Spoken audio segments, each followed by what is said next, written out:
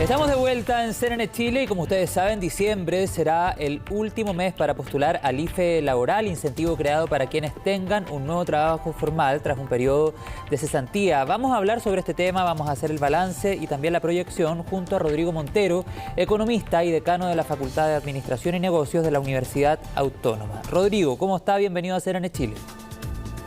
Hola, muy buenos días, un gusto saludarlo esta mañana. Muchas gracias por la invitación. Muchas gracias a usted por su tiempo. Rodrigo, ¿cuál es el balance que hace de esta medida, el IFE laboral?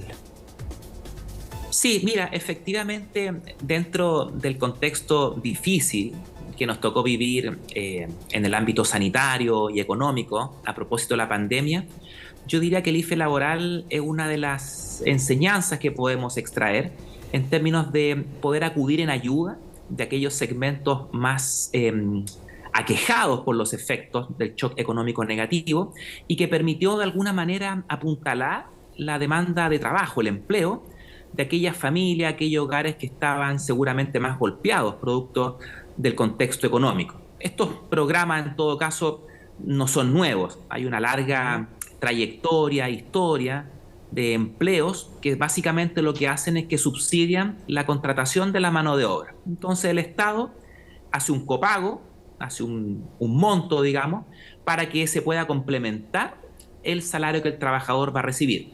Una parte la asume el empleador y otra parte la asume el Estado. Y existe amplia evidencia al respecto. A su juicio, Rodrigo, ¿funcionó?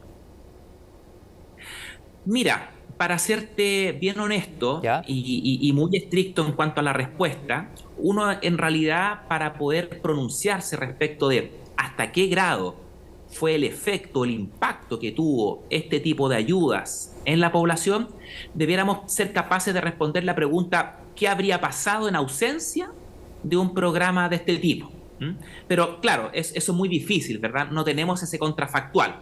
Pero si atendemos simplemente a los números, si vemos los beneficiarios, si vemos qué ocurrió con la evolución del desempleo en nuestro país, uno puede de alguna manera esbozar que la evaluación es positiva, puesto que permitió apuntalar, como dije anteriormente, una demanda por trabajo, un empleo que está bastante alicaído y que llevó a la tasa de desempleo a los 2 dígitos.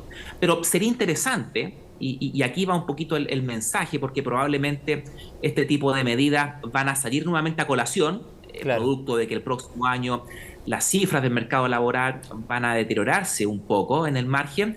Sería bueno contar con algún mecanismo de evaluación que nos permita responder de manera más objetiva e imparcial, bueno, cuál fue el impacto que significó esta ayuda en términos de desempleo, por ejemplo. En ese sentido, ¿le parece una buena medida lo que ya se ha comentado a raíz del IFE laboral, la posibilidad tal vez de extenderlo hasta junio del 2023 o derechamente durante todo el 2023?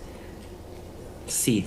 Mira, en este momento la economía nacional se encuentra con un desempleo del 8%. Es una situación que todavía creo nos permite mirar con cierta tranquilidad el contexto actual.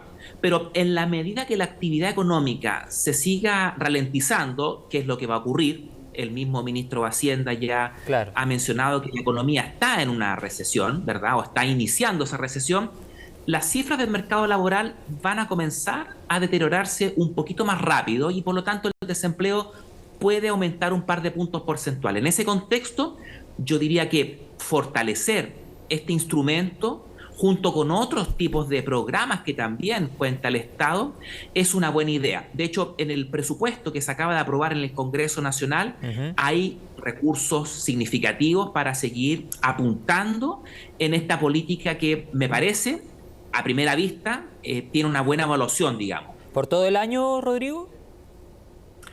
Mira, yo creo que eso va a depender. La verdad es que la pandemia, los shocks que hemos recibido como economía, como mundo entero, han sido bastante complejos y no sabemos todavía muy bien cómo va a reaccionar el mercado laboral frente a esta ralentización del crecimiento económico. Seguramente hay una necesidad de las empresas por seguir contando con mano de obra, pero no van a tener probablemente la liquidez necesaria para contratar personas y por lo tanto va a haber un efecto negativo en el empleo.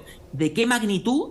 Yo te diría que está por verse, puesto que también hemos experimentado un proceso de transformación digital, diría yo, bastante importante en nuestra economía y que por lo tanto hoy día es difícil de anticipar qué tan fuerte va a ser el efecto que va a tener la recesión en el empleo de nuestro país. Pero sí, hay que estarlo monitoreando. Claro, pero al menos con la proyección que hay hasta ahora, ¿usted lo mantendría focalizado o lo ampliaría?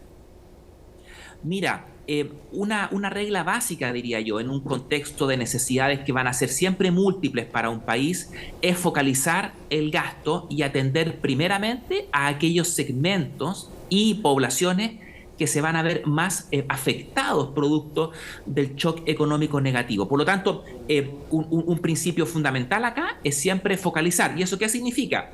Significa que seamos capaces de ordenar la fila, es decir, poner en primer lugar a aquellas familias, a aquellos trabajadores que van a verse golpeados de manera más directa producto de esta ralentización del crecimiento económico y así ir priorizando en la medida de lo posible, puesto que los recursos son limitados y hay muchas otras necesidades que eventualmente pueden surgir. Recordemos que vamos a estar todavía en un contexto de un año con elevados precios, vamos a seguir conviviendo con precios de los combustibles altos, el contexto sanitario no está garantizado, no sabemos cómo nos va a ir con las nuevas cepas, entonces hay que siempre ir eficientando el gasto y eso significa estar, por supuesto, focalizando. Bueno, y vamos a estar muy atentos. Rodrigo Montero, economista y decano de la Facultad de Administración y Negocios de la Universidad Autónoma, muchas gracias por su tiempo con CNN Chile en esta mañana de domingo. Que esté muy bien.